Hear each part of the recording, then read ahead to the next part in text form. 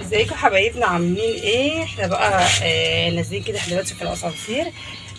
هننزل بقى كده، هنروح عند ماما شويه وهنجيب شويه طلبات وبعد كده هنيجي. تمام.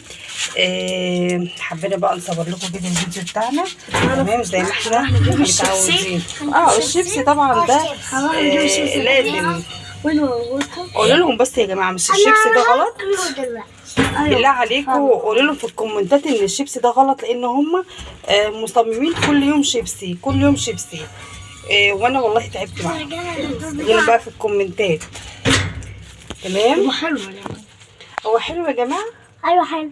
حلو في ايه بقى؟ حلو طعمه كده مسكر وحلو. طعمه مسكر وحلو. مش الشيبسي بتاع البيت احسن؟ ايوه بس يا جماعه كده وكده. طب يلا بقى احنا هننزل بقى يلا كده من الاسانسير.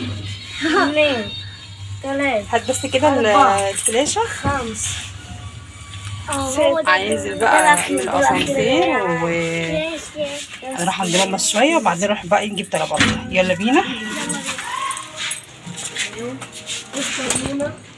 يلا اتفضلوا اطلعوا. طب يلا هنعمل لها صداع.